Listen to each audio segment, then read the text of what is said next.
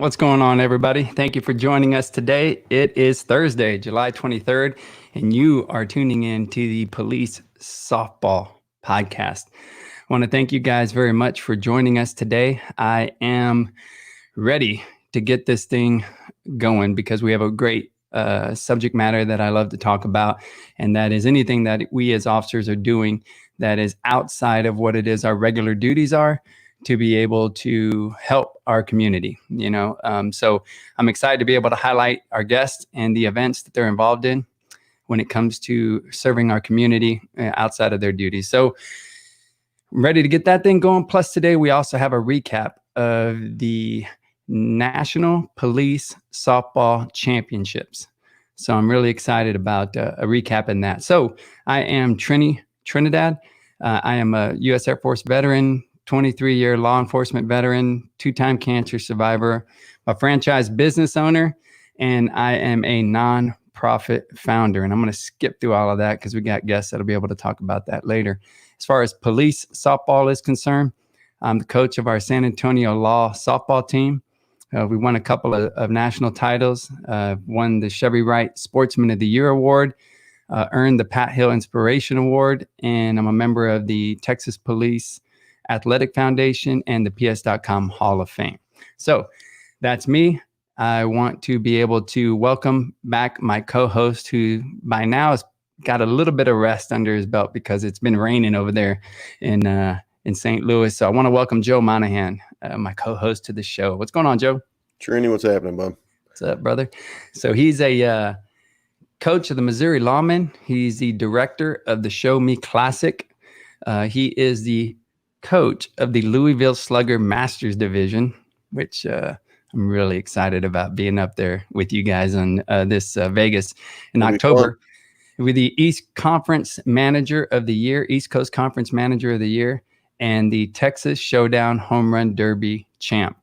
So, Joe, thank you so much for helping me out with this show again, man. And I'm really excited to get this show on the road. So we are going to recap first. Well, you know what? I'll tell you what I'm going to do. We're going to introduce our guests that are going to be speaking on the National Police Softball Championships. Now, they took place, Joe, where were they at? Cincinnati this past weekend. Yeah, so we're very happy to be able to have one of the guys who did some intel for us and is going to be able to be here to help us recap this tournament. So we got our first guest to the show is going to be, all right, Anthony, you ready? Here we go. Anthony Buonadonna. Almost Buonadonna, but you're close. Buonadonna. What's up, Joe? Yeah, I went over that with him about 10 times before he got on the air, I promise. I did, but I'm going to get it. I promise. So, all right. So I got this. I'm going to make this loan. All right. Boom. Got it. All right. Hey, man, Anthony, thank you so much for taking the time out of your time to be there and to be able to document, some of the events that took place there. So we've got Anthony on board, and we also have somebody who's visiting who has been on our show in the past and was at the tournament as a manager, as a coach, and they happened to win the championship there with the gold division. I believe it was a gold division. Is that correct? Yep. All right. So we're going to bring back Dan McIntyre to the show. What's going on, Dan? How's it going, Trini? Excellent, brother. Excellent. So Dan coming at us from a closet in a Chicago steakhouse right now. For the record, it's an Italian restaurant. Hey, man, I'll tell you, yeah, man, I appreciate you guys being here with us on this show. So first off, we're going to start with, we'll go back to Anthony. Anthony, if we can bring your banner up, what I'm going to do is tell you a little bit about who he is. He's been in law enforcement for 19 years. He's a police softball.com world champion. He's a police softball national champion. Now, explain this one to us, Anthony, the Waters and Sowers 3-time champion. Wooters Sawyers. It's the old Detroit tournament. They named it after 2 officers that were killed up there in the Detroit area. It went on for, I don't know, maybe one of you guys can answer how long that was. That tournament was 20 plus years. Andy Worm ran it forever. and we were lucky enough to win it 3 times. All right. Yeah, man. Well, I'll tell you, we'll think about that because I did not know that. I should have known that. And, we definitely appreciate their sacrifices that they've made, to our profession. Anthony is the manager of Chicago Metro and was a police softball manager of the year. Some really cool titles going on with you there, man. And then we got Dan McIntyre. Dan, if we can bring his banner up. So Dan has been an Illinois law enforcement officer for 16 years. He's the coach of Midwest Heat. He's a director of the Windy City Classic. Yeah, man. I love this dude. He's a 2-time national police softball champion, which one of those was just last weekend. Congratulations to you guys again. And he is the NPSC, which is a National Police Softball Champion, Dale Pickney Inspiration Award winner. We know what that means. And he's also the LETR, which is the Law Enforcement Torch Run State Committee member. We got something else on Dan. And now that's his, law enforcement kind of police association. But he also races police cars for Special Olympics. This is going to be really neat when we look at that, man. This dude's out there, man. I'm glad he's on our side. He is he's a World Winter Games final leg runner in 2022. So I'm really excited about him explaining the significance of that. And he's also a black belt in Hapkido and Taekwondo. And I'm going to tell you why he didn't want to bring that up. I did, because much like we talk about our other guests, when we talk about your duties, your responsibilities, when you're committed to your job, we're here to talk about these dudes that go beyond that. And when you look at all the things that this man's involved in, and all of our guests are involved in, for them to put that time into being able to provide for the kids in our community, the citizens in our community, there really is no excuse after watching a show like this as to why you can't go out and participate in something like this outside of your regular duties. So, guys, we'll introduce Joe real quick. Joe also, his banners. Oh, Joe, we already went. You got me, man. Cool. So, yeah, man. So it's hard to remember that after you went through the double banner that McIntyre had. The first double banner guest we've had on the show. Of course he does. Of course. We've got a guest on this show that's going to beat him, just so you know. So yeah, man. So what we're going to do is we're going to do this recap of the National Police Softball Championships. I do believe we have some pictures possibly on that. But hey, go ahead, Anthony. Give us a rundown on what the tournament's about, where it takes place, maybe some of the teams and things of that sort. And before you do that, I want to say hello to Arnold. Thank you very much. Arnold says, Sal, I love you. #1 SWAT guy who has my heart. Roomie of the year. So they room together, and a lot of good stories with that. Manny, thank you so much for joining us. Let's get it on. What's up, Manny? Yeah, man.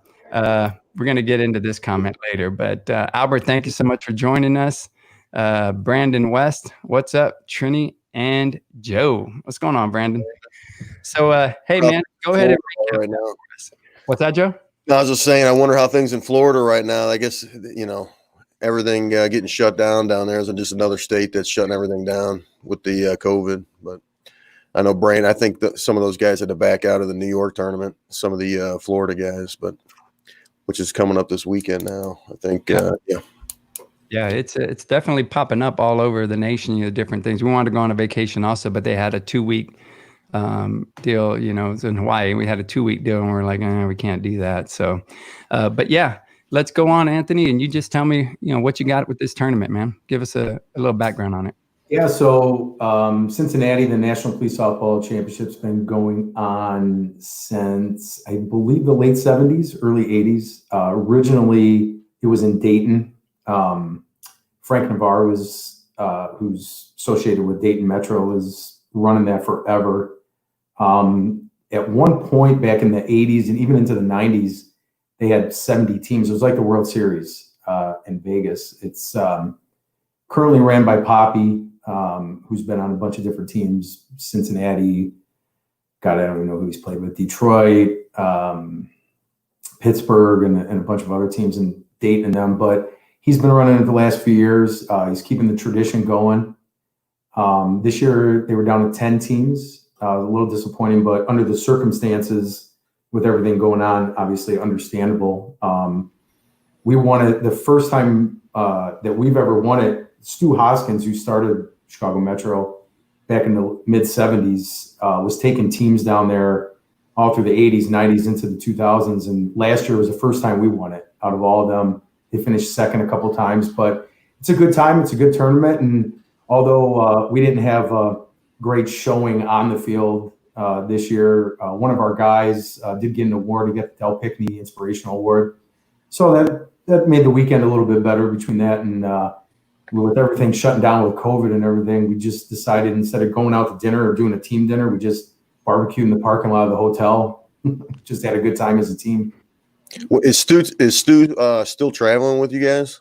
Every once in a while. He's living in Texas now and in Illinois, so he's splitting his time. So he comes, kind of when he wants. He founded the team, so he can come around whenever he wants, I guess. Yeah, I haven't seen him in a while. That's why I asked. And I think the last time I saw him was at a poker table in Vegas, maybe. That's about right. Yeah, that's about right. But the Del Pickney Award. Jimmy Knapp. So Jimmy plays. There's a picture of him there. Jimmy plays first for us, third.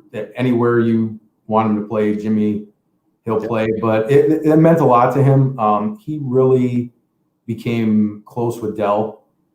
Him and Del had a lot of great conversations, as a lot of us did with Del. But he just had that connection with Del. So I mean, Jimmy could be the MVP of the World Series, and I don't think it would mean as much as that award does to him. So I was happy for him. And I heard there was a lot of games played on the first day of the tournament. What kind of format did he have running in Cincinnati? Just curious.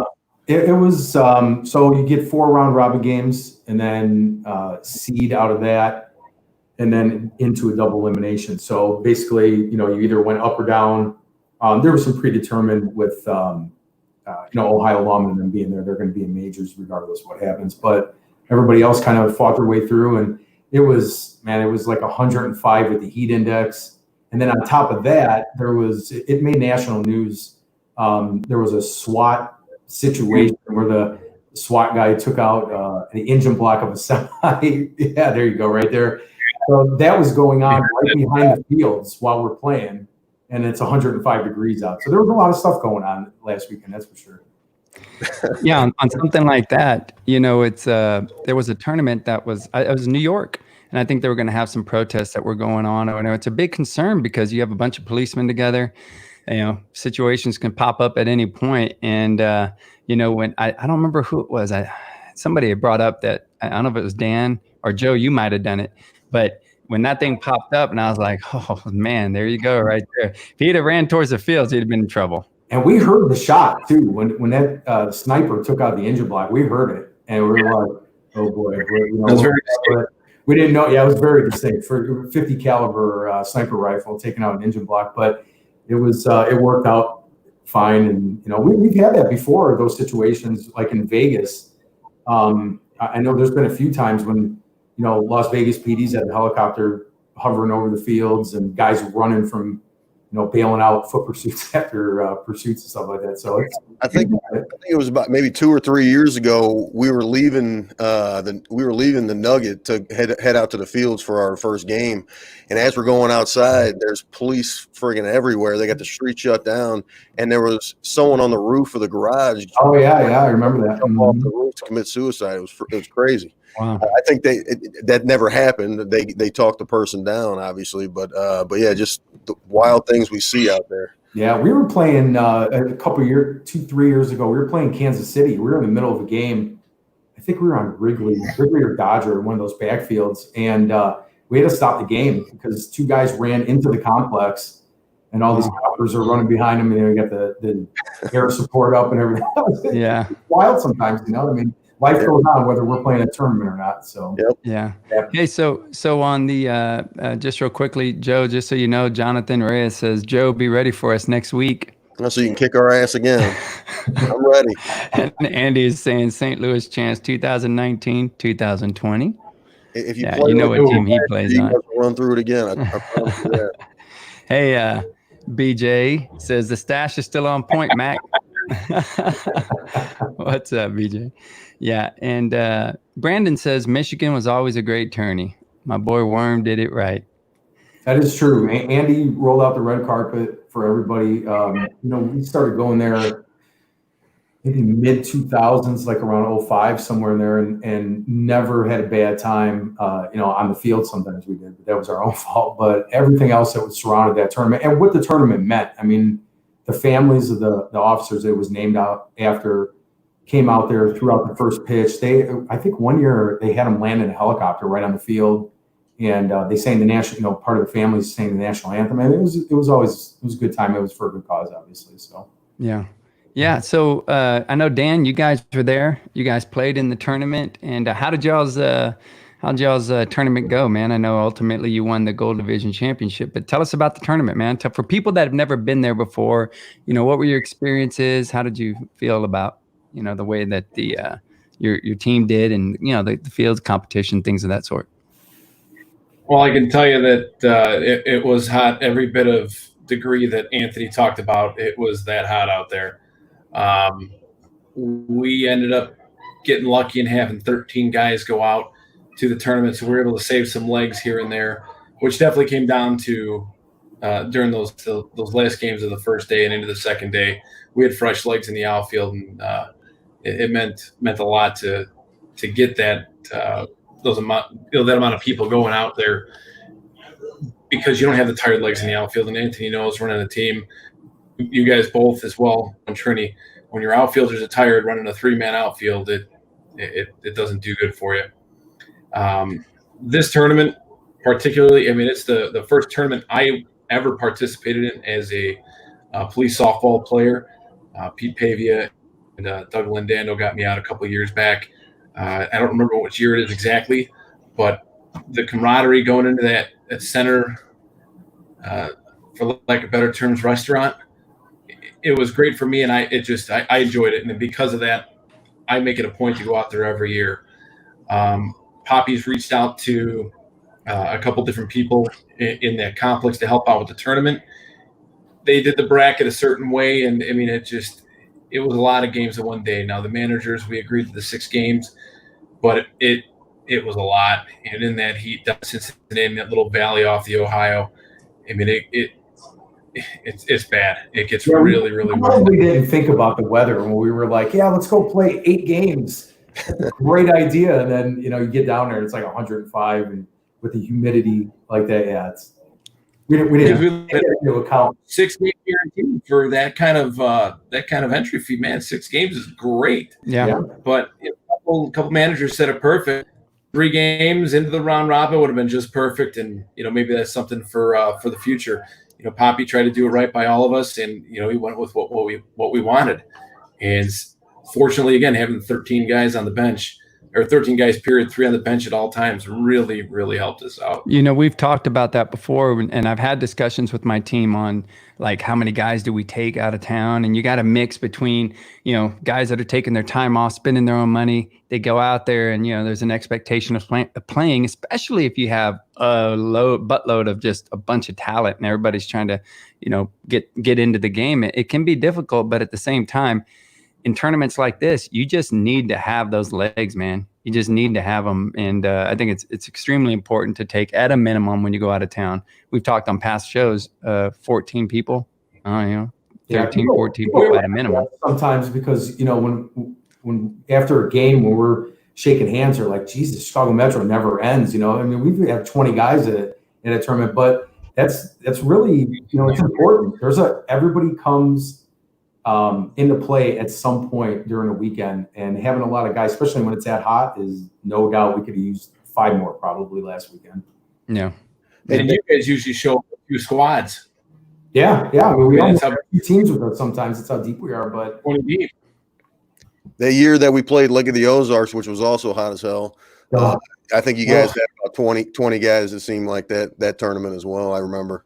Well, we do a lot of what we do too. What people don't see is like we make a vacation out of it. You see when we roll pretty deep, not just with players, but with wives, girlfriends, kids, you know, and we're doing other stuff. We're renting boats. We're going on tours of this. We're seeing stuff. So we really try to incorporate all of that. And that's where a lot of that comes in at, you know, too, not just on the field. You know, it's funny you mentioned that, Anthony, and that's one thing that taking this team over a few years ago, we have a lot of kids that are players that have kids on the team now, and their wives want to come out and the girlfriends want to come out. And five of us spent the day on the Ohio River on a boat, just boating up and down, having a few pops, and just bonding, relax, and have time. And that type of energy definitely transfers onto the field. And you could see it. I mean, Matt Smiter, our first baseman, he batted darn near 900 for that tournament, for the entire tournament, not just Robin, not just the tournament, the entire 7-8 games we played. Batting 900 is almost unheard of. And, you know, if we had an MVP for the tournament, he would have been MVP. We did give him all tournament honors, but man, he just sticked it. But again, you do MO50 is another one. That team has got more fans than you have players times 2, Anthony. That's cool. And, you know, they roll deep, big time, man. You know, we had to switch a field because of them, because their fans, you know, wanted to stay put. So we went over to that field, and, you know, fortunately we ended up on the top of that one. But again, you know, that whole family thing really does hit home for a lot of our players, and getting their families out there. You know what I'm going to do is I think that's a perfect segue into what I'm about to show, this video from the Connecticut lawman and Thomas Eldridge. But right before we cut to that video, we've got Greg Rogers says, "Great duster, Dan." And he says, "Hey, Trinidad. Hey, guys. We got one of the MVPs. I believe he was an MVP, Wayne Spencer Jr., out at this tournament this last with the with the Mid-Atlantic Lockdown Lawman. And these dudes won the majors division. Am I correct? Is that so? We have gold, but was theirs considered majors? Yes. Yeah, that was the looks like that was the major bracket. Yep, and looked like there might have been a few New Jersey faces I saw there as well and playing with them. I don't. Yeah. Wayne, maybe. When we were talking earlier, he said that was a loud boom, and he said it was hot. I think that they were saying that at the Texas Showdown also when they were down here, because, hey, Anthony, like me, when I put this tournament on, I'm just trying to avoid everyone else's tournaments, but August in San Antonio is no joke. So neither is July in Cincinnati, Ohio. We've learned that. Hey, so I know we're going to get to a few more people's comments, but I do want to show this video briefly, because when we talk about family, we talk about how important our circuit is. I'm just going to let you see this video and see what, you know, just kind of what amplifies what we're saying right now. So it is really neat that we're able to experience the outreach of people that we positively affect in our podcast for Keepers of the Peace, and also through our police softball podcast. So Thomas Eldridge, Tommy, people call him Tommy, is a big supporter of what we're doing with our police softball podcast and also with Keepers of the Peace.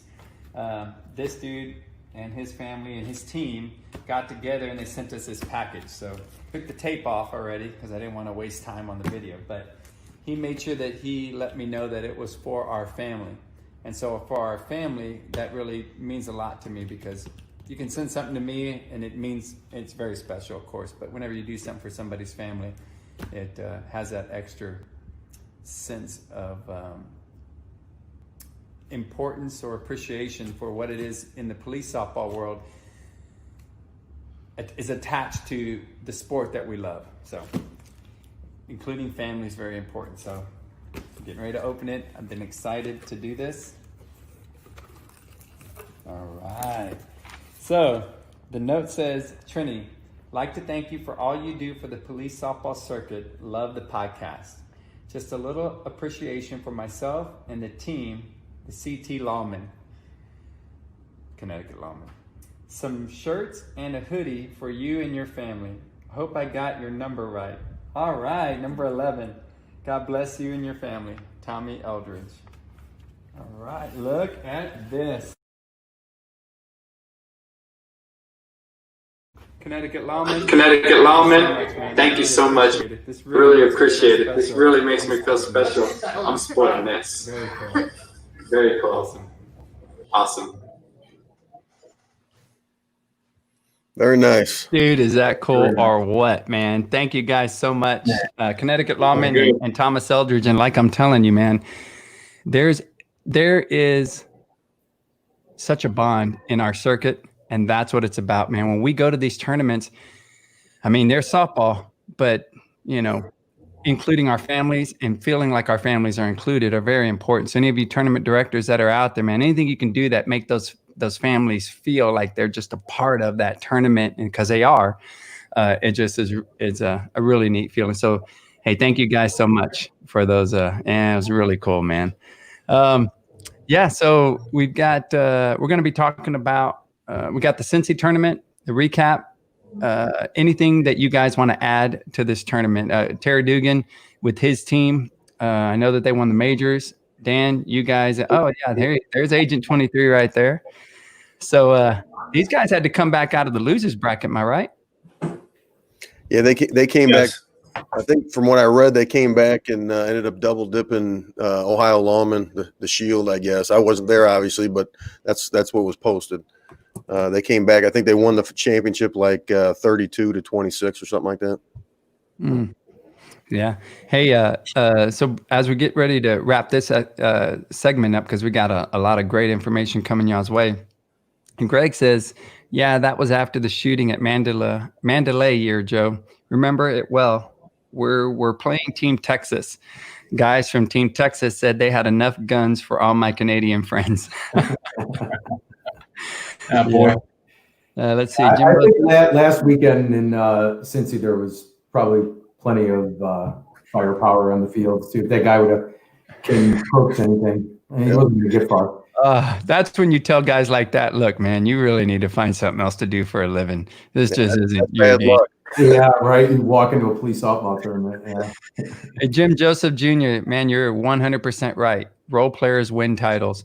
These guys have zero attitude. They're sitting there. They're waiting for their opportunity to come in. They stay warm. And when you give them just a little bit of heads up, sometimes you don't even have the ability to do that. They're ready to go. And they come through, and they're a big bond for the team. They're the glue. I believe they're the glue of a team. He's right, Trini. And that's Jimmy Knapp, the guy that won the award in Cincy last weekend. But all right, congratulations, brother. Makes sense. The guy, when he talks about that, he starts for us a lot. But there's times when, other guys start over him or whatever. And I've asked Jimmy, to be ready, and he'll come up to me and be like, "Hey, you need a bomb, you need this, you need a hit, whatever you need, I'm ready to go." He's always prepared, always. And, if you could have 12 of those guys on your roster, we'd win every damn tournament. Yeah. Yeah. Mm-hmm. Yeah, man. So hey, one more time, recap the tournament name, where it takes place, give these guys just a little heads up. So if they're watching again, because we get a lot of people who watch after the show airs live, just one more time, recap. Go ahead, Dan. I'll defer to the champion for this year. Two-time champion. Thank you. I'm sorry. Hey, so anyways, it's the National Police Softball Championships held out in Cincinnati, Ohio.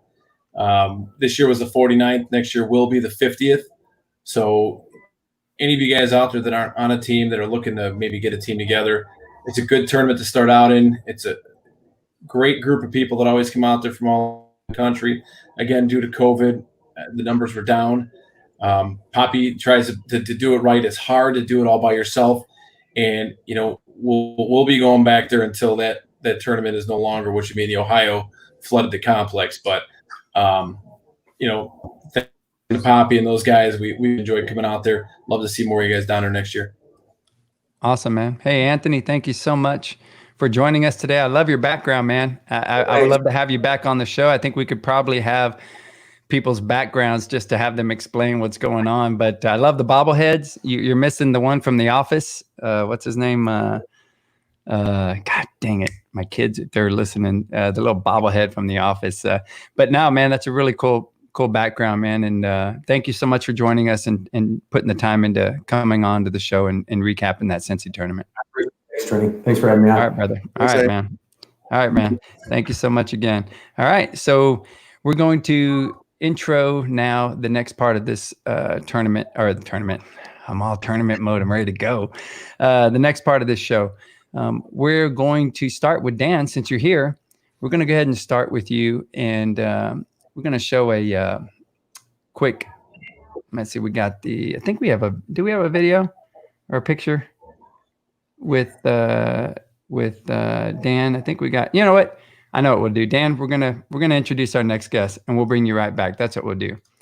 All right. So Joe, so I got this next guest is going to be joining us because one couple of guests that we have, we are going to be highlighting what these officers do in their off-duty time, off the field.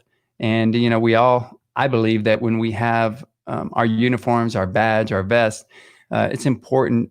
With this great power comes that great responsibility, kind of like, you know, the Spider-Man deal.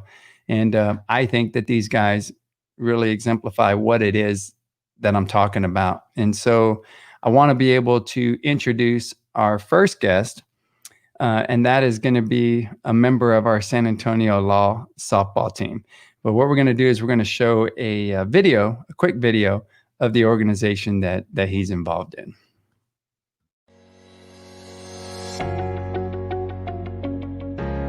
On behalf of the officers and volunteers of Shields for Kids, I want to thank you from the bottom of my heart for taking the time today to hear about Shields for Kids.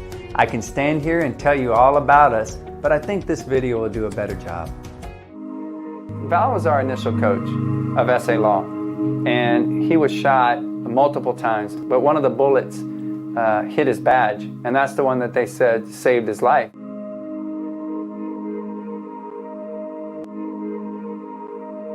It's extremely important that we interact with, you know, different parts of the community to let them know that, hey, we are here for you and we're doing this on our own time. Nobody's making us be here. That we're doing this because we want to do this, because it's the right thing to do. We're here to serve the public and serve the children. Shields for Kids we're 10-11, which means we're backup for them. And kids sometimes don't have their own voice, so we're here just to help them. It's just been a phenomenal organization to be involved with. They're giving back to their community on their personal time, with their personal funds. Just to come love on their community is just an amazing thing to see. It's being able to look back when our time comes and go, man, that was neat what I did for this child. Our commitment doesn't end when our shift is over. And I think that really summarizes what it is that we're doing. We're here after our shift is over to show in a different way how much we care about the community and the children within that community. So as you can see, we have a wonderful organization, and I believe wholeheartedly in what it is that we are providing for the children and the parents in the community in which these officers of Shields for Kids serve.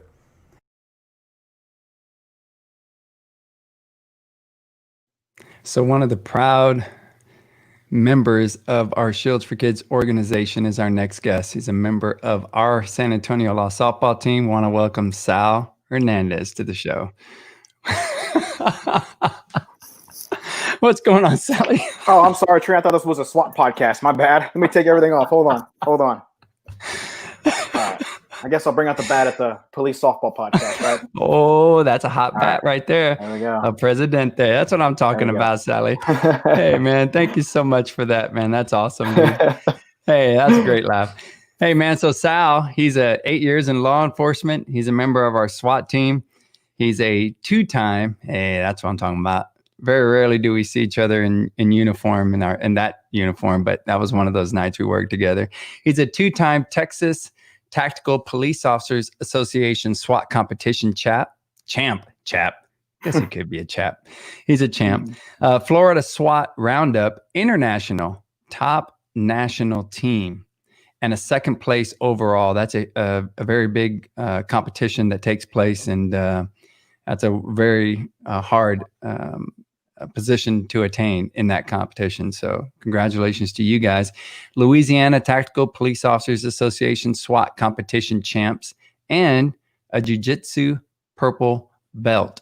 And the reason that I bring all that up, because again, he didn't want to, is because emphasizing that it takes a lot of time and a lot of effort to do what you do, Sal, not only as your regular duties, but also to improve at yourself as an officer by participating in these competitions and improving, if you will, your game when it comes to being able to go out and to protect the citizens. But also your jiu-jitsu takes a ton of time. And again, we're emphasizing you can't tell me you don't have time to go out there and do something like our guests that are on this show.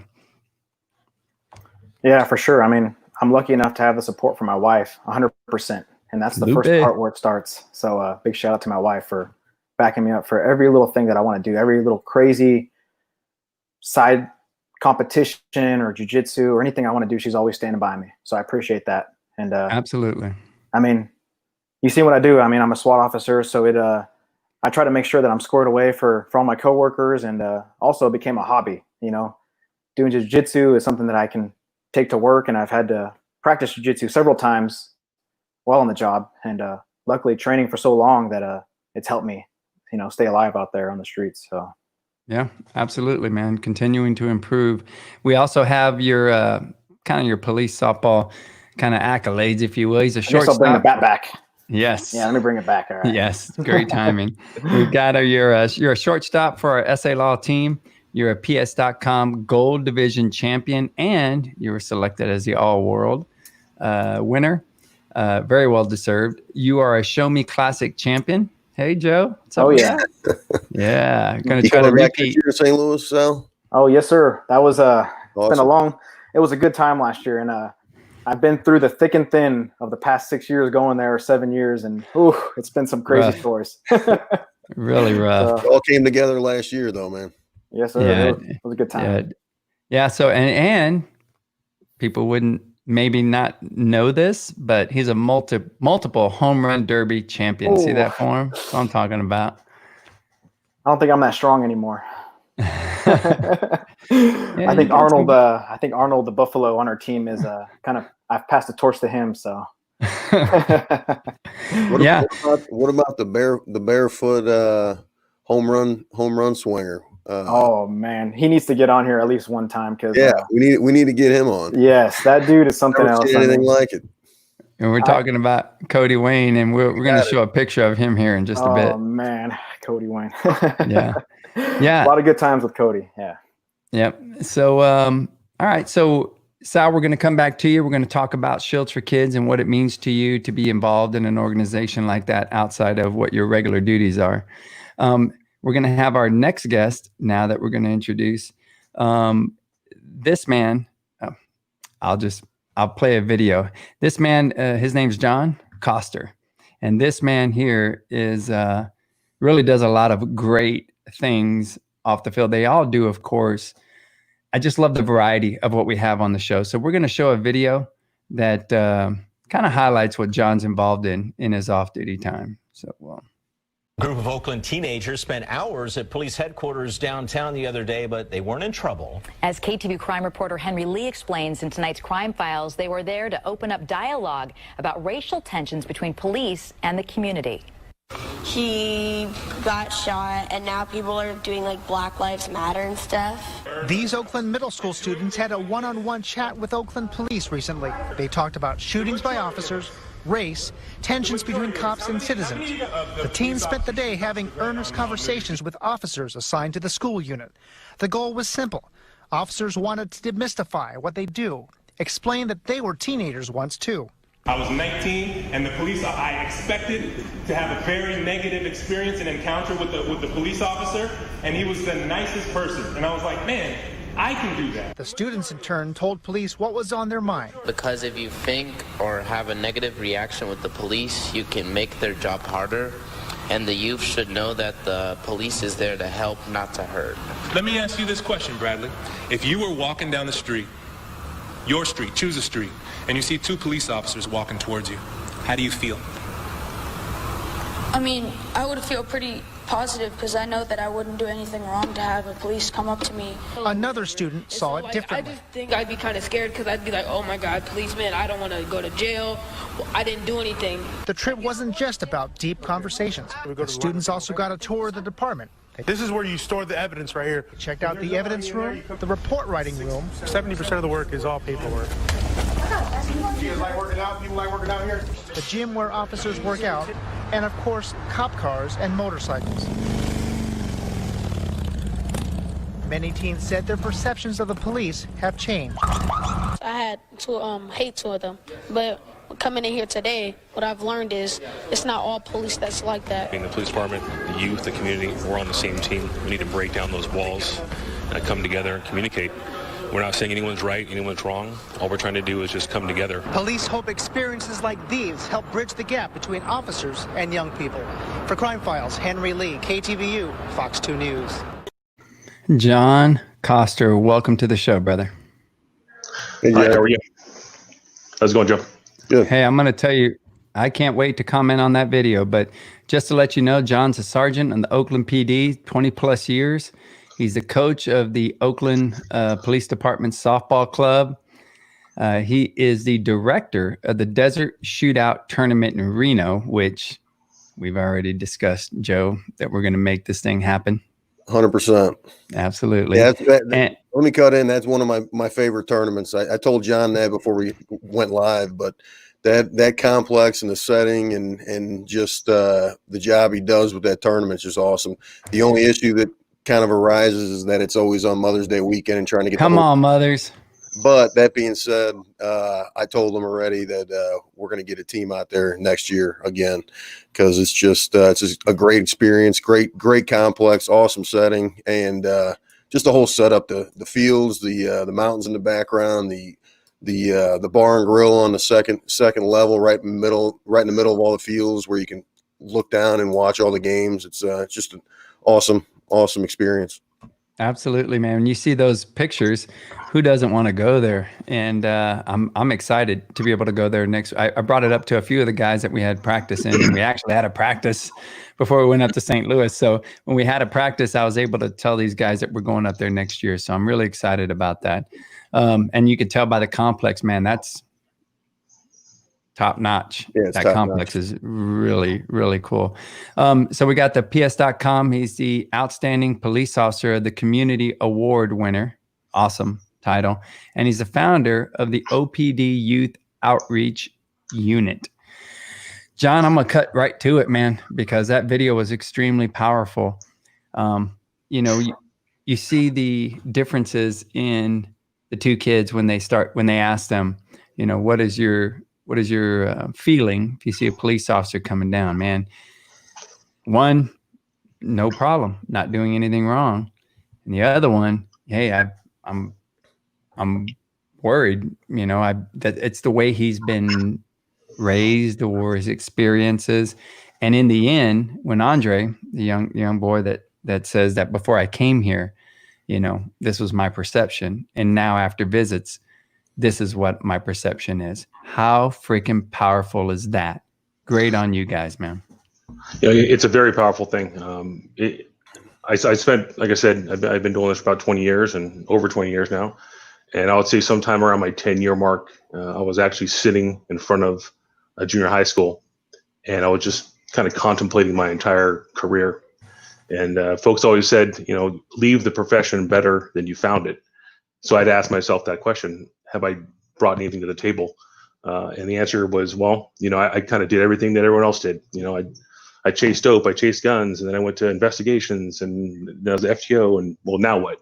The kids walking by my car, mother effing me all the way down the street. It's like, well, have we really made an impact? So, the group I was in at the time, it was kind of a modified school resource unit. We started talking about some different things, and lo and behold, I ended up getting promoted pretty quick, and I always had the opportunity to kind of have free reign and put something together. And really, the youth outreach, a better title for that would be more of a youth education. And that's really what we've done. It's just a dialogue that we've gotten away from in law enforcement. And it's impacting us because there are so many kids out there just like that kid who, he has the idea that we're the bad guys, and it's been just pounded into him his entire life, and there hasn't been a positive contact. There hasn't been a program to maybe just simply talk to the kid and give him a different perspective. So that's what we started, and we've been fighting budgets and personnel, and we were always the first to get chopped or first to talk about getting chopped, but we fight through it. And we've taken that whole sense of just simply stopping, talking, educating kids, not lecturing them, not talking down to them, just having conversations. I think law enforcement as a whole has just kind of gotten away from that just a little bit. I'm going to tell you right now, John, we talk about, I don't like politics, and this is my therapy. I love coming here because I really enjoy police softball and, of course, my profession. But I will just touch on a few things. When we're talking about defunding these programs, a lot of times, you correct me if I'm wrong, but these programs sometimes are the first to go. A lot of times they're the first to go. And I think you want to talk about making a difference. In 23 years of experience, these are the programs that make a difference. Get out there when they're young, show them, not from what they hear, but from what they see and experience, that it's not the way that it is, the way that it's painted, whether it be the media or environments. Man, this is why we do what we do, because we truly care about our community and the kids in those communities. And if I could just say one thing, it would be fund these types of programs. I mean, I speak to people all the time about just those single contacts you have with the police when you're growing up. Some are positive, some are negative.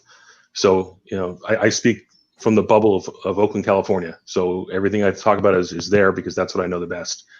And you have a kid that'll grow up and he'll only have negative contacts with the police, whether it be just seeing things, seeing the people in the community be arrested and people hitting the yards and running and shooting scenes and all that craziness.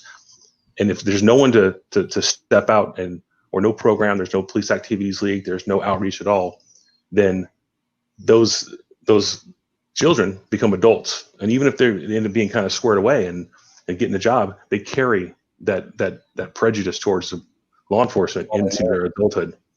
And we're seeing that all over the country now. We're seeing, I mean, in my personal opinion, which who knows, I could be wrong, there are so many people who have these perceptions of the police and they don't have anything positive.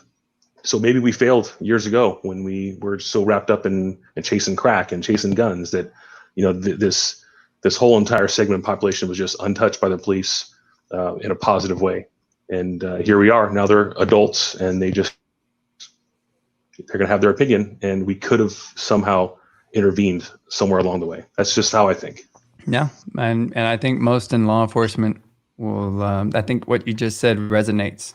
And so that's the importance of being able to highlight these things, because for me, that's the purpose of this show. It's my damn show anyway. I want to highlight the positivity. I want to be able to highlight what it is that we're doing the right way. And I don't care. Right now we have 25 live viewers. Okay. Tons of people will watch this afterwards. But you 25 that are out there, I'm telling you right now, man, whether you're a policeman or, you're not law enforcement or not a first responder, you 25, you 27, 29 now, you guys can make a difference by, if you're in law enforcement, get out there, see what we're doing, get out there and just give some time. And ultimately, if you're not in law enforcement or a first responder, what you do to support us helps programs like this. So I'm really excited about, being able to highlight the positive that we do, in our professions. What I'm going to do now is I'm going to talk about our next guest real quick, if that's okay. We'll be right back with you, John and Sal. So now our next guest. What I just did wasn't for you, by the way. Sorry. I was going to say, damn. That wasn't for you. For somebody else. Damn, it's Joe's show. I'm gone. Sorry, man. Go ahead, Joe. Where you at, buddy? That was uncomfortable. I'm sorry for that. All right. So what we're going to do is I'm going to give you a second. And what we're going to talk about is our next guest. So Dan McIntyre is not a stranger to this program. And he's a really special person also because this man dedicates a ton of his time to an organization that really hits home with me and my family. And one of his highlights, among other things that he does, is Special Olympics. So we're going to bring Dan on to the show. What's going on, Dan? There we go. How you doing, Trini? Thanks for having me. Of course, man. It's our honor. Hey, man. So I know we introduced you earlier, but we did, right? Did we go through your banner earlier? I think we did. Yes. All right. So, hey, man, one of the things I want to hit real quickly on with you is your involvement, especially because you've worked on certain units that are out with community outreach type programs. But one of the things you concentrate on is Special Olympics. And again, that's near and dear to my heart with my son who participates in Special Olympics. Can you name some of the things that you're involved in with Special Olympics? Well, let's see. So to start off, I do belong to the state committee. I'm on the state committee for Illinois for the Law Enforcement Torch Run, which is an arm of Special Olympics Illinois. I have been a director or a co-chair for many events over the last 14 years, a lot of it with the police department I work for. And, Al said it best, if your wife, your significant other is not behind you, it's very difficult to do this. And my wife is a saint. She is behind everything that I do, especially with Special Olympics and even the police softball world. I was hooked after my first conference going to our kickoff conference at Illinois. I heard an officer talk about his child being born and the aspirations and the things he wanted for his life. And I just had my first son born a month and a half, 2 months before that. And the thing he talked about, it hooked me in. And I was like, kind of like what John just said, what can I do to make this better? And I never thought of it, how can I leave this better than when I started? It was more, how can I help out these athletes? How can I help these families out? Because the Special Olympics oath is, let me win, but if I cannot win, let me be brave in the attempt. And I mean, that just resonates with me.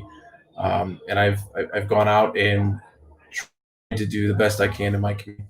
Yeah, that's a good picture of me and Abby. Well, I'll tell you what, I know we're going to talk about, and John, please, when I bring you back on, please remember to talk about Jim when we come back on. But I'm going to bring everybody else back on. But briefly, I want to be able to talk about, Dan, what are some of the fundraising activities you're involved in? And when we talk about Special Olympics, I think it's important to note that from my personal experience with these kids from Special Olympics, their faces light up at every single event that they go to. They're so appreciative. The kids involved with Special Olympics are so appreciative. And this is something that is absolutely needed because a lot of times in Special Olympics, these kids can be shunned or maybe made to feel as if they're not the center of attention. And when they participate in these Special Olympic Games, they're front and center, and they have such a wonderful attitude towards everything, and they're so appreciative. I mean, do you share in that? I do, Trini. One of the things I absolutely enjoy, and it's not on the fundraising side, because there's two different things that the law enforcement torch and what we do for Special Olympics. One is we try to raise funds for Special Olympics. We start off with a zero budget every year with the torch run, and the funds we raise go directly to our athletes here in Illinois. The other part of it is raising awareness and getting out there and running the torch run, participating in a cop on a rooftop, which I didn't send you any of that stuff because, well, I guess I did. So the participating in those types of events, not only is that raising money, but it's raising awareness, because people look up and go, why is there a cop on top of Dunkin' Donuts or a different coffee shop if you've done something different in your community if you don't have a Dunkin'? But we have Dunkin', and they've been a great partner for us. That's raising awareness. And if we can get one more person involved in Special Olympics, that person then recruits one person, two people. And now more and more people understand what these athletes are about. They are competing as hard as any of us at their particular sports they might play in. And it goes well beyond just the athletic portion of it. Not only does Special Olympics Illinois focus on real sports, but they also focus on athlete health, transfer education, and building communities. And inside of our communities, we know we all have a lot of different things going on there, but we all Special Olympics athletes somewhere in there. Abby is she had the light blue shirt on in the one photo you showed. She's an athlete in Woodridge, Illinois. I knew her in the junior high when I was there as an SRO, and every time I see her, she runs up to me, Officer Dan. She'll give me a hug. She'll say hi. And then there was another one you showed of Ricky. Ricky and I got the torch from her mom that day before I ran the torch run, and Ricky and I are friends. And you know, it's hard for maybe some people to say that they're friends with someone that might be an athlete, but I can tell you the group of people I know here in Illinois, a lot of our athletes are friends of ours. It is great. I mean, I could talk about it till I'm in the face, like my shirt. But again, we've got almost 24,000 athletes here in Illinois with children and youth, and we're doing everything we can to help them out. Hey, Dan, could you explain that cop on a rooftop for us real quick? Sure. So the cop on a rooftop is, and the stash is missing, so it's not as full. But Cop on a Roof is an event that we've partnered with Dunkin' Donuts, and the event has grown from Illinois to other states now.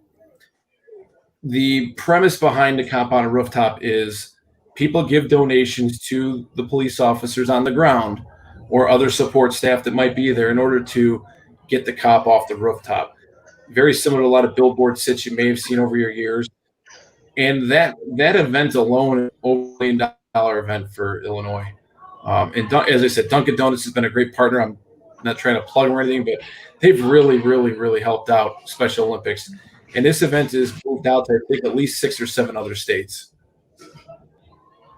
You know, so what I'm going to touch on real quickly after you've talked about that is some of the events. Like I know you've participated in a polar plunge, which is nuts because that's my kryptonite, and that looks cold, really cold.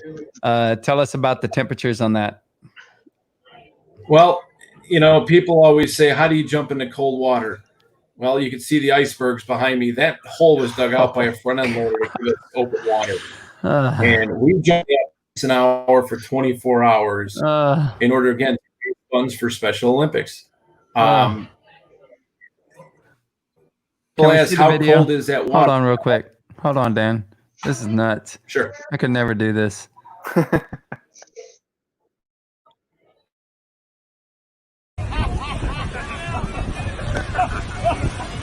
Look at that behind them. Look in the background.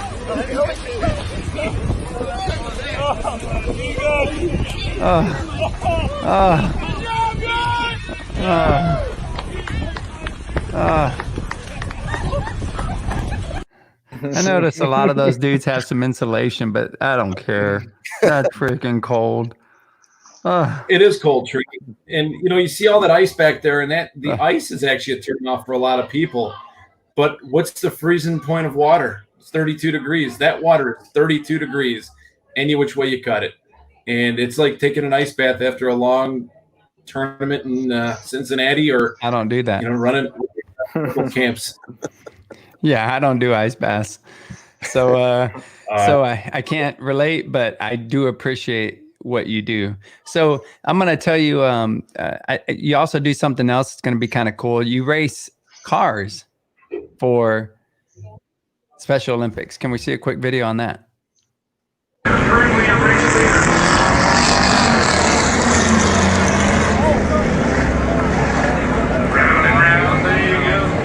does that?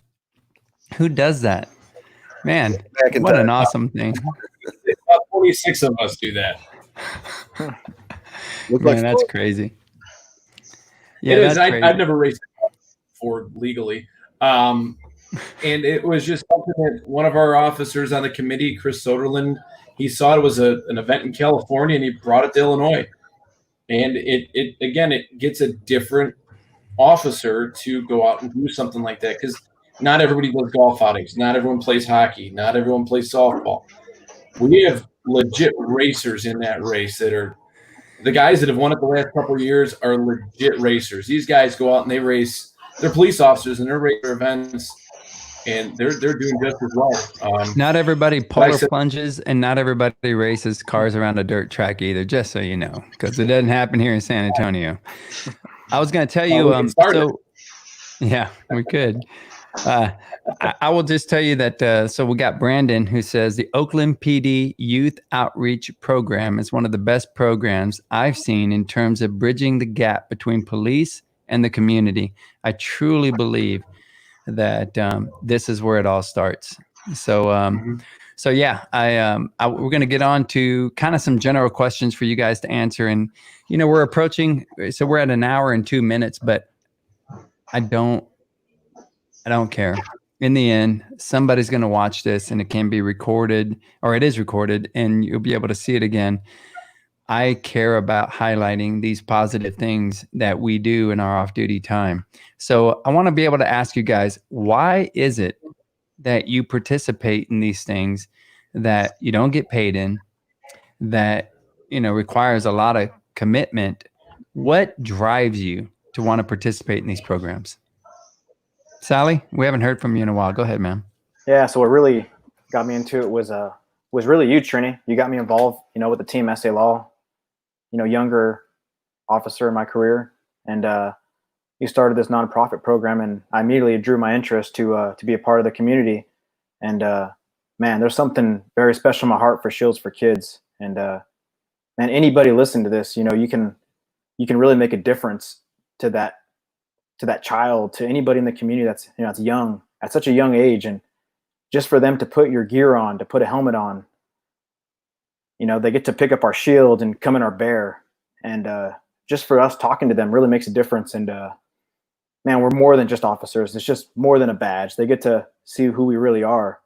And, you know, we play softball. We all have hobbies. And it's I can't even get over how emotional I get sometimes talking about Shields for Kids, because, you know, we go to some of the crazy housing places and we give them Christmas gifts during the wintertime. And, you know, we put on events for kids that can't hear as well. And it's man, it's really just I love putting my time into it. Whether I work 18 hours, I'll be there for a Shields for Kids event, and I enjoy bringing whatever I can out there to help them out.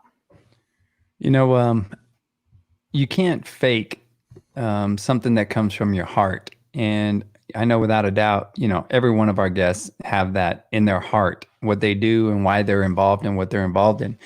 One of the things that I think, Sal, that I love about you is you're one of those people that it doesn't matter. The badge doesn't define you. The SWAT status doesn't define you. None of that stuff defines you. When we go out and we're at an event, you get down to their level and you talk to them like you're a uncle, you know, one of those kind of guys is just like, you know, fun for these kids. And some guys might say it's because you're the same height as them, but I wouldn't say that. I was waiting some for of the guys just texted me that it wasn't me, but kind of like Joe's team when they talk about his head, that's not me. These guys are on me about it. So, you know, what do you feel about being able to impact these children at such a young age? Well, I'll tell you what, for me, I've had so many incidents while being an officer where, hey, guys, you know, I've stopped them and they've had guns on them. And, you know, if they really want to do something, they may have had the chance to do it. But maybe the officer before me who had contact with this guy really impacted his life to make that decision to not want to do something to really hurt me. And I try to, you know, it sticks with me. I want to make sure that I help somebody out so that the next officer or next person that stops them, you know, it's a positive impact. I love hearing when I stop people and, you know, they tell me like, hey man, this officer was cool. Like, you know, he talked to me and we had a good conversation and he let me go. And, you know, I want to make sure that I can pass that along, that I can, you know, that I'm human too. We're all human, and that, you know, we're all make mistakes, and it's nice for them to see that we're human. And especially helping with these events, it's huge being able to show I remember one event, Trini, during the wintertime, we got there and, we're in uniform and the kids are kind of looking at us like, man, these guys are like pretty intimidating. And it was at a, low income housing apartment complex.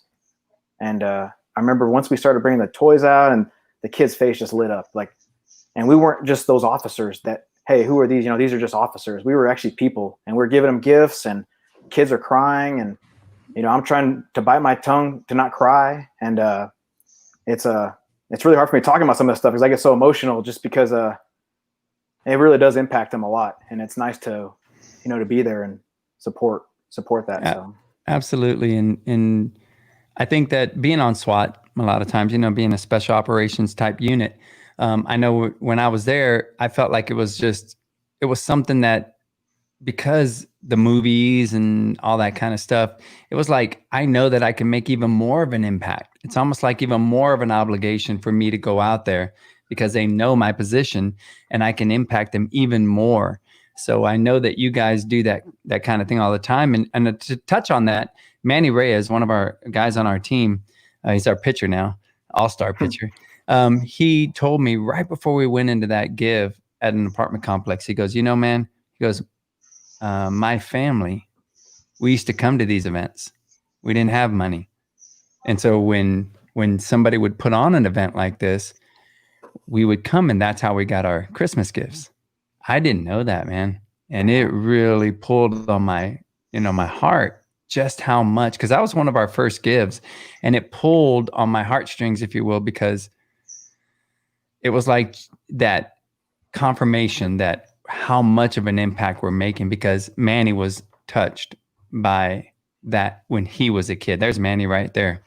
And so it was No Shave November. So they had the growth going on like you, Danny. So John, tell me, why did you get involved in, what it is that you do outside of, your regular duties? Well, just to touch on what you guys were talking about earlier, I think law enforcement is really caught up in the numbers. I mean, if you can't prove an impact, or murders are down, shootings are down, if you can't prove those numbers, it's really hard to get funding and justify your existence. And we're so locked into that type of thing. For us to go up there and say, hey, listen, this kid could have took a shot at us. He could have done this. He could have done that. He could have been a criminal. He could have been a homicide victim. But because of all the things that all the outreach we've done, and those moments where he got presents and he got to actually hang out, in a Bearcat, and it just it changed him. You can't calculate that, unfortunately. And that's one thing that I constantly preach to commanders is, you can't look at those instances and can't look into the future and say this kid's going to be good because of what we've done. So it's just kind of a mindset, and it's tough. So that's just kind of a thought when you mentioned, those instances where, they could be dangerous, but it clicks in that person's head as, I'm not going to do that thing because that one moment in time that occurred maybe 20 years prior. And you know what I love about this, Joe? Tell me what you think about this. But what I love about what we're talking about is none of us are going into it for that reason. I can't remember. My wife's going to have to help me with this, but there was a quote, and it was something like, a great gardener plants a seed, but is not worried about enjoying the shade that the tree provides. You're not, when somebody does something like that, you don't need to get that pat on the back in the end. You don't have to see what it is, the fruits of whatever you were trying to plant or bear. And that's what I love about what you're saying, John, is we don't have to see that. We're doing it for the right reasons. But at the same time, isn't it neat when somebody comes up to you and is like, hey, man, I remember you? Because I had that happen to me. I'm very fortunate that on a couple of occasions, I've had people come up to me and say something that I've done in the past that all these years later, man, this guy made it a point. He recognized me. I didn't know him. We're all sitting ducks, man. In the end, as a policeman, whether you're eating in your car writing a report, we're sitting ducks. We know that. So in the end, it's really neat to be able to hear that somebody goes, hey, man, I really appreciate what you did. I really appreciate how you helped my family, my kids, or how you treated me, because you didn't have to be that way. And we don't do it for that reason, but I'll tell you what, it comes up. If you stay in it long enough, you'll hear about that. Have y'all had any similar experiences? Well, let me cut in real quick. So just what you guys are talking about, each and every one of you guys, Dan, John, Sal, Trini, all four of you guys, the things that you guys are involved in and the things that you've done, and the things that you guys are talking about on this episode, those are, those are positive things from law enforcement. And, there's a lot of talk right now going on about defund the police and blah, blah, blah. People wanting to disband police departments and all this stuff. And these you four right here are perfect reasons, perfect examples of why, police, 99.9% of what us in law enforcement do is positive. And it gets overshadowed by a small percentage sometimes. And then people, want to defund the police or disband the police department or anything, something like that, or they talk about doing that as a solution to their issue. But I think what you guys are talking about and what you guys are doing is perfect example of why those individuals need to eat their words, because in my mind, that's what it's about. What you guys are doing and what we're talking about on this episode is what it's all about. And that's why I don't, that's why I really don't care.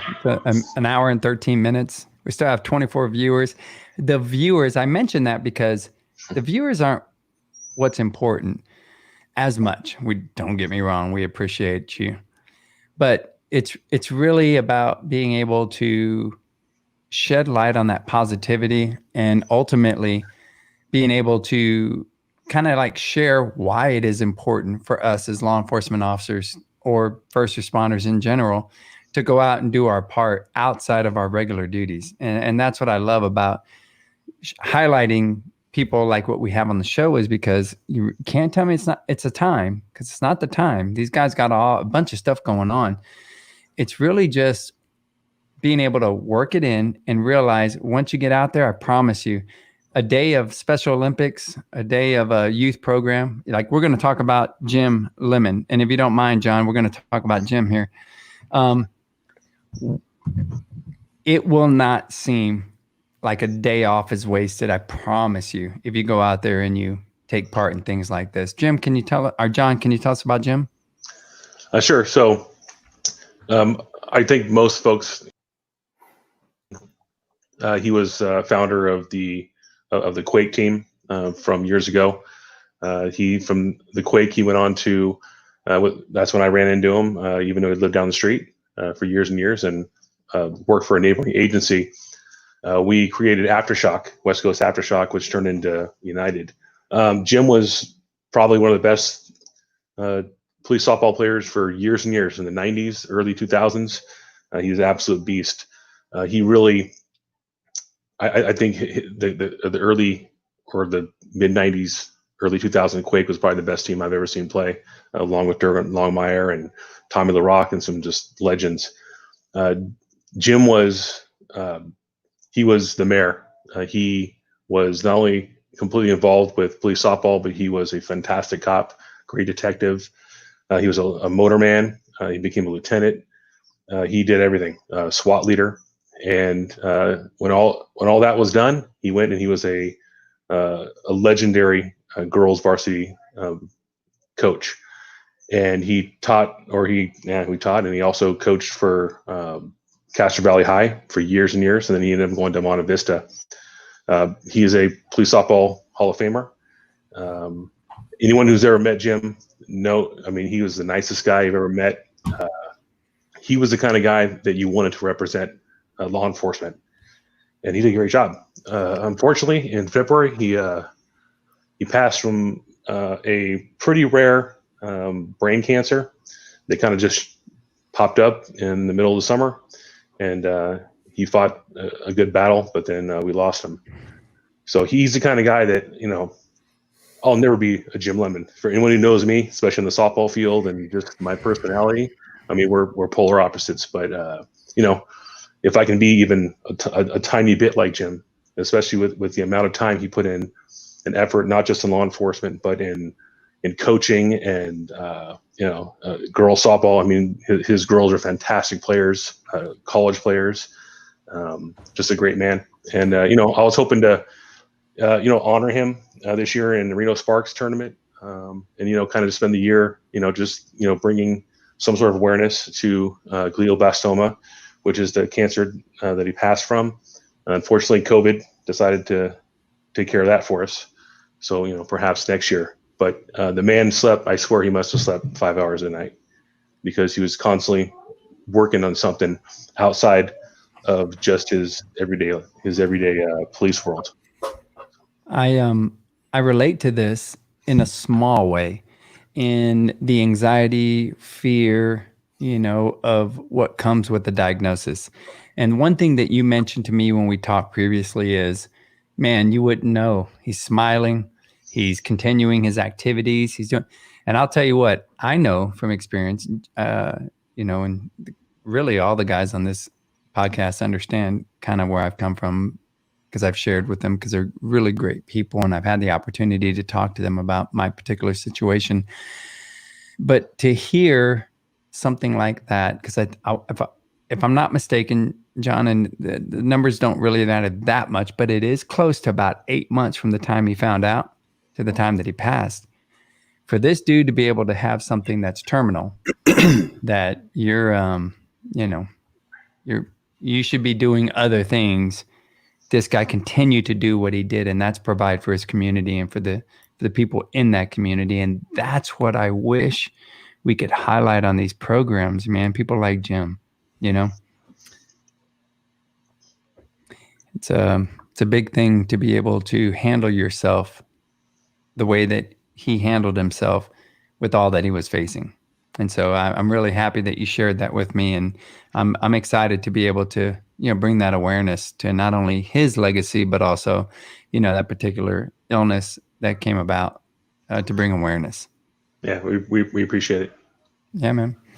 So I know we're coming up. It's an hour and 18 minutes. We'll cut it at an hour and a half. So we got a little bit more to go. So Sal, Dan, John, tell me, what is it that you would tell these guys who maybe they, maybe they're new on the department, maybe they haven't really had the opportunity yet to go out and participate in any activities outside of their regular duties? What would you tell them? What would you like to express to them right now based off of what you've experienced with your activities outside of your regular duties? Well, the first off, man, you got to get out of your comfort zone. The hardest part is getting there, driving there, because, we can all make time. Hey, show up, get there, put a smile on your face. And that's the hardest part. That goes with everything. You got to be able to put yourself there, because a lot of us get anxiety and stress and get nervous to participate in some of these events, especially if you're a big role player in it. But the hardest part is just getting out there. And once you get out there, man, it's such a good feeling to see the smiles on everybody's face and to be able to show that, hey, we're not just some statue with a badge, that we're actually humans. And we get to go out there and hug people and shake hands. And that's the hardest part to me, is really just showing up. And once you show up, it's no better feeling. And it's different, because we're used to, on our regular duties, we kind of have our guard up. We're kind of watching around. We're on alert. We're still helping the community, but it's a hard mix to put yourself in a situation like this, where Cody Wayne, that's the one we're talking about earlier. That's Cody Wayne right there. Cody is our third baseman. He used to play outfield for us, but now he's third base. He plays with our SA Law team. And we went to the hospital and we spoke to and visited Iker, who had cancer. And, this was when he was going through treatments. And we went over there and we gave him some gifts that would take his mind off of the treatments that he would have, because we wanted him to escape his reality. It's kind of a fantasy. So we got him this like Oculus set, things like that. So while he was getting his treatments, he could just go somewhere else in his mind. This is a picture of Iker not too long after, where his hair grew back and he was able to kind of move on, but he's going through a second bout, and it's not that great of a forecast, if you will. So to make a difference in these kids' lives is what Sal's talking about. Being able to go out there, and it's difficult because you don't know. Sal, am I right in that you might think, well, what do I say? How, am I going to say the wrong thing? But in the end, once you get there, I think you said it perfectly, is once you get there, man, your heart takes over. And before you know it, it's an easy thing to be able to make a difference in these kids' lives. Yes, sir. There's a lot of unknowns. And the biggest part, I remember a couple of years back, I know Cody's wife, Deborah, she's a teacher, and she knew of some families that pretty low income. And I remember being able to go to these places and to see their living conditions. And, it's kind of weird, you're showing up and you don't really know what to expect as an officer. And you're just thinking like, man, I wonder how this is going to be. And you're kind of hesitant. And you're like, man, I wonder if it's going to be bad, good. And you get there and they're, once they see that you're human, you show up with gifts and you put a smile on your face, and man, to see the families cry, and it's something that, you're going to remember for the rest of your life. And it's just a unique experience to me. It's something I'm always going to remember as an officer. Yeah. Awesome, man. John, piggybacking what Sal was saying, I mean, what would you tell these guys who maybe, because I understand that feeling of anxiety, or, like, oh man, if I show up, am I going to represent right or whatever? I mean, what would you tell these guys about maybe having a little bit of an anxiety or whatever about showing up to events like this or participating in something outside of their regular duties?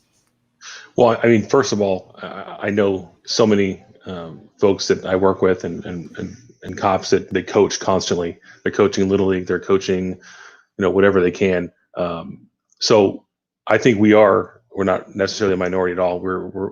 There's a majority of folks that actually do these sort of things already. They don't happen to get put on a podcast for it, but they're out there, they're doing what seems like a small task of coaching a Little League team. But what they're doing is it's a big task, because they're impacting these kids, because everyone knows we're cops, even if we're off duty and, we're coaching a Little League, they know, and we're going to represent our law enforcement future, or we're going to represent, the future as far as, just perception. That's all what it's all about. But just to go back on what we're talking about, as far as once you break through and you get through that anxiety, you start to focus on the opportunities, and you start to see more and more opportunities to give. And whether it be, hey, you know what, I know this particular situation needs some cash. Let's do a crab feed. Let's do whatever the case may be, a raffle. It's just kind of breaking through, just like you said earlier, just like Sal said. Once you get out there and you put yourself in an uncomfortable position, that goes away. You start to realize, what, an off-duty law enforcement officer is a community leader, and you can impact so many people by just putting yourself out there and taking advantage of those opportunities. So that's the bottom line. Just like anything, just like the throwing yourself in a frozen lake, you just got to do it. Simple as that. That's what I was going to ask, Joe. What were all the bags in that were piled up in that last picture? Oh, sorry, say that again. What were all the bags that were piled up right there in that picture there? What is that? So we have those are all frozen turkeys. Every year we have we have a bunch of donors that come together, and we go out and we buy basically truckloads of turkeys, and we have lines stretching for 2 or 3 blocks, and folks come through and they get a turkey, and whatever's left over, we throw it in the back of our cars and trucks, and we pretty much just hit the streets, ambushing poor folks walking down the street with frozen turkeys. Like, hey, you want a turkey? What's the catch? No, just take a turkey. Awesome. So, yeah. Awesome. I listen to a lot of speakers. I look for ways of thinking outside of my own way of thinking to help me with the challenges that are, come our way. And not only as first responders, but also as just living everyday life. And I believe it's Les Brown, but in the end, he was like, he realized he needed a different way of thinking when somebody knocked on his door and offered him Christmas gifts, like a meal and gifts for his family, because some way, somehow, the officers knew that they were in need. And his father had a lot of pride and was upset. Took the gifts, took the food, slammed the door, and was pissed off. But he remembered as a child thinking, I don't understand this though. Why? I mean, they're helping us. These people don't know us. We don't have food. We don't have gifts. Yet these strangers are coming over and doing this act of kindness. And he remembered thinking he loved his father, but as he got older, he realized it was kind of a reflection of his father not feeling like he provided enough for his family, that somebody had to come in from the outside to help him, which I get, completely understand. But look what it did. This guy's one of the greatest motivational speakers, that there is now. Les Brown, if you don't know him, get to know him. And what an example of the impact that we can make, even if maybe at the time that what we're doing is not received well. Those children, it still resonates with them. It still made an impact. And this man ends up becoming a great motivational speaker that, I look to in times of need. So what a wonderful thing it is that I see that picture and I'm thinking about all those lives that were impacted by what you guys did. That's awesome, John. Hey, Trini, one thing can I add to that too is not only does it reflect the side of the community and the youth, but officers like John and Dan who have some time with their department, is that they're setting a good example for officers like me with younger time and maybe a couple years onto the department, as they see officers like John, Dan, who are out there having a huge impact in the community.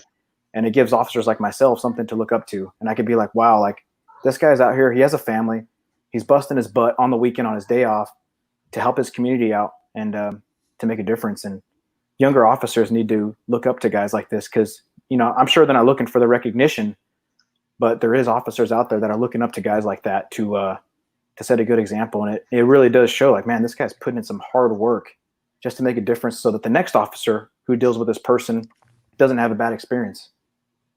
Yeah, no, it's huge.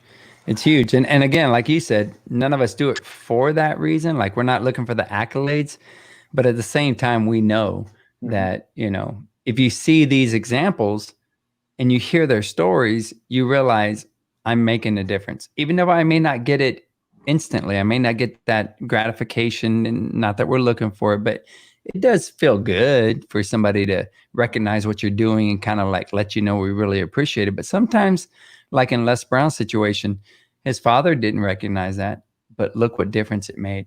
And that's our obligation, I believe, as officers.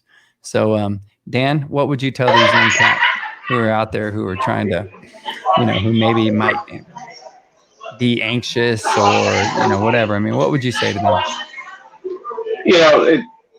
Guys in my department, they give me a lot of crap sometimes because I don't sit still, or I'm always working on something, whether it's with Special Olympics, with the softball team, with other endeavors I have outside of policing. But ultimately, there's time in a day. I mean, like you put on that banner. I've been studying martial arts since I was 19 years old. I'm actually at the restaurant with all my old martial arts buddies sitting at the table out there. And there is enough time in a day. I raise a family. I coach sports. I play myself. I mean, there's a lot of, there's my two daughters. My son didn't want to run, but that was a torch run a couple of years ago. And I get them involved in it because if they see now that it's normal to hang out with athletes, then when they're older, it's not something where they're experiencing it for the first time as an adult when they're trying to figure out adulthood. But again, going back to the original point to the younger officers, look to guys like Sal. I mean, he's right there with you. He's an 8-year guy. I'm 15, 16 years on, depending on who you ask. And I mean, putting that time in with someone on the job could possibly save the guy next time having to have a bad experience with that certain person because you made that touch where they saw the police in a good light. Yeah. So I'll tell you what, super impactful. I absolutely love this type of stuff. This is a part of, let me just share this with you as we move on. John, I want to thank you very much for joining us. Real quickly, John, we're going to throw a little bit of something different in there because we've kind of concentrated on the kids, but we're going to show a quick video of something a little bit different than the children in our community.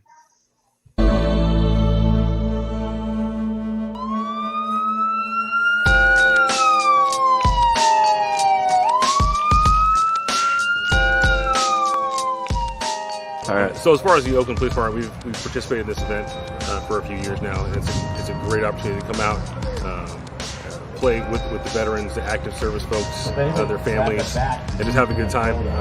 Not worry about the outside world and any of the pressures, and just have a good time. We're very appreciative of their service. At the same time, they're appreciative of our service, and it's just something we look forward to every year.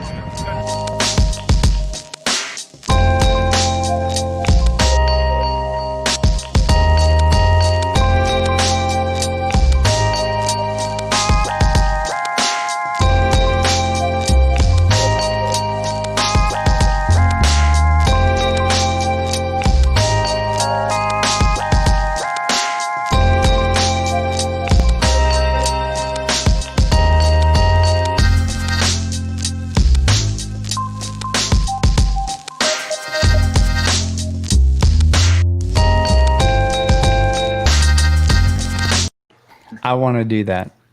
I want to provide, John, you're going to make some veterans happy here in San Antonio because we're going to do that. Really love that you guys do that for our veterans. Yeah, that's a great time. Those guys are amazing. I mean, you out of all the Benjis out there, and there's no better trash talker than these guys. These guys are just killing it with the trash. I mean, they were just ripping each other and us, and I mean, how many times did they call me fat? I'm like, I got it. The guy in the wheelchair told me he's faster than I am. I'm like, okay, I get it. Yeah, it's a great time. I feel like there's a lot of veteran groups out there it just seems like, if we can get somehow police softball or any sort of softball team involved in some of these 65, 75 plus, tournaments or groups, it's just a great time. It's a good way to let them know that, hey, you're a vet and we haven't forgotten about not only you a veteran, and you've served your country, but you're a ball player too. And we haven't forgot that. So let's throw it around for a minute. Well, John, I'll tell you what, I'm really happy because you are going to make some veterans happy with what we do. And I'll just make a quick comment before I let you go. First off, I love that you are in the times with those cool headphones. You're not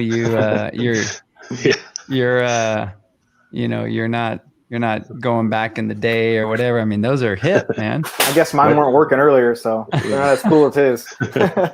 My son is so angry right now because he can't play games.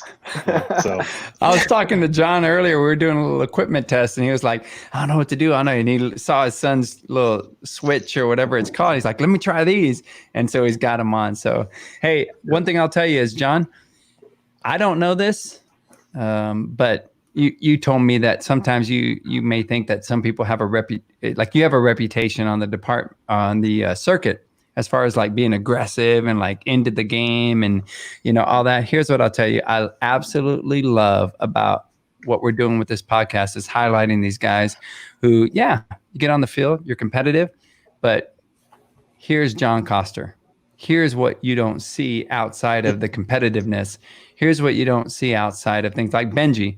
Benji, shit talker, aggressive, type A personality, yet guy has a heart of gold. And I think that that's a value within our circuit of being able to highlight, people throughout our circuit. So, John, I want to tell you right now, I'm very happy that I got to meet you. I can't wait to see you the next time and give you a big hug and to thank you personally for what it is that you do for our community. And ultimately, your contributions to our circuit. And so thank you so much, John. I really appreciate that, man. Thank you for all your hard work. I appreciate that too. All right, brother. Stick with us, though. We're going to be up the show here in a second. All right, man. And Dan, I'm going to tell you right now, man, I really appreciate all that you do. I mean, I had an opportunity to talk to you about your experiences and all that you do for Special Olympics, especially. But man, you were the kind of person that when I saw you take your shirt off the first time at the St. Louis tournament, and it was like the 10 minutes into the tournament and it was like cold, or it wasn't that hot, and your shirt was off and you were strutting around. I was like, dude, this guy, you don't want to mess with this dude. You have a huge heart, and I'm so happy that I got to meet you and I got to know you so much better, man. Thank you for what you do outside of your regular duties. And I'm really happy to know you, man. Thanks, Trini. Thanks, Joe, Dan. Sal. See you guys later. Man. In a couple Thank weeks. you, brother. First of all, Trini, it is crazy to me because Dan is involved in so much, and playing against him for the last like 7 or 8 years, you know, I wouldn't have expected that, seeing his personality on and off the field, and seeing how much he talks on the field. And it's awesome to see how much he is involved. Like, that's amazing to me that he's so involved in his community. It doesn't seem like Dan or John stop moving, man. Oh man, that is insane. Reminds me of my dad. My dad is kind of the same way. Papa Sal. Oh yeah. But damn, that's pretty badass to see that those two officers are so involved. Like, it gives me something to want to shoot for, you know, and to kind of help other officers around my age to get more involved. We're the future of the department of law enforcement. We need you more now in this aspect than ever. When I got on and my time in, it was important, but even more now is it important to be able to go out there and to show people within our community that this isn't about a status. This isn't about me, that I'm better than you. This is about, I took an oath and I'm willing to die for you because I love you as my fellow human, right? And regardless of whatever the media posts or whatever, I'm showing you through my actions, not my words, but my actions, what you mean to me. And that's important to me. So I really love that this platform allows us to be able to highlight officers within our circuit, because it's made a difference for me to be able to show up this year in Vegas. We're hoping that it happens. Yes. And be able to see guys in a different light, because we only see people in their ball caps and uniforms and on the field, but we don't know them outside of or beyond the badge. And that's what this show gives us an opportunity to do. Like you, Sal. Thank you so much for what you do and the comfort you give me, because you're always there for me. You're always there for Shields for Kids. And in the end, I know your heart, and it's a huge heart. And so thank you so much, man, for what you do for us. Thanks, Sal. Thank you for letting me be a part of this podcast. It really means a lot to be a part of this, to show who I am beyond the badge, and to also to help out with Shields for Kids and whoever's out there. You know, all these officers that are interested in helping out, man. There's so many other officers that are willing to guide you in that direction. And don't be scared to seek help from others because of your ego. Put your ego aside, and there's officers that'll help you, like Trini and Joe and Dan and John. So go out there and seek help and see how much of an impact you can make in the community. It is going to be important for your legacy when your time comes, and all of our time comes. Nobody escapes death. Sounds morbid, but whatever, is what it is. When your time comes, these types of things will matter to you. I promise you. So, Sal, thank you so much for joining us. Stay tuned, though, because once we get off, we're going to talk to you, okay? All right. All right, man. Joe? Trini? I absolutely love this podcast.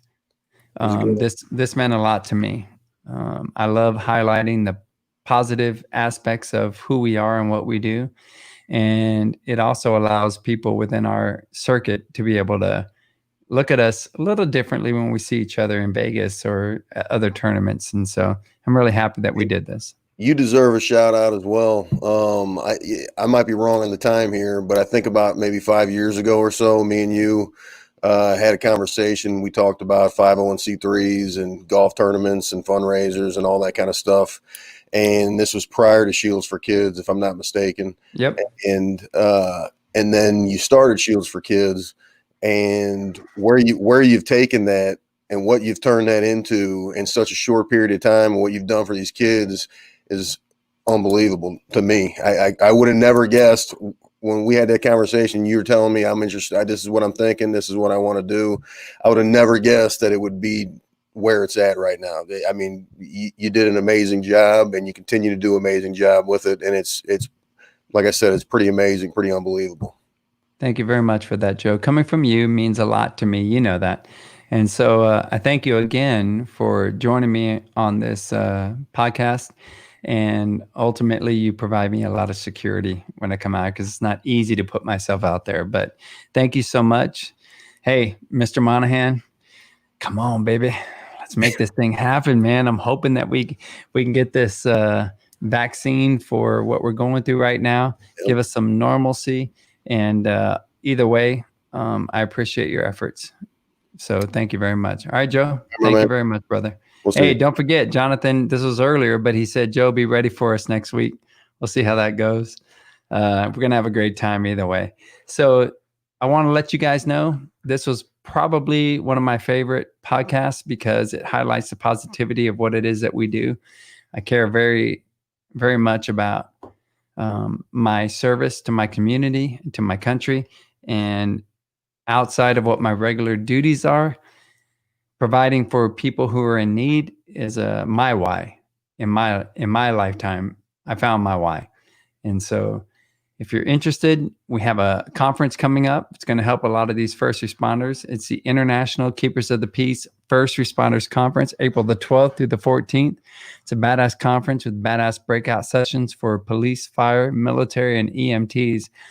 I promise you, you will not leave the same way you walked in. It's going to be a really cool conference. So I'm excited about that. A little nervous because we're in the middle of the spike of the COVID deal, but I have faith that what we're doing and what we will accomplish by providing this conference will outweigh anything that we got going on as far as this virus. But come on, Mr. Monahan. So thank you guys so much for joining us. This is Trinidad signing off. Don't forget, I got your 6.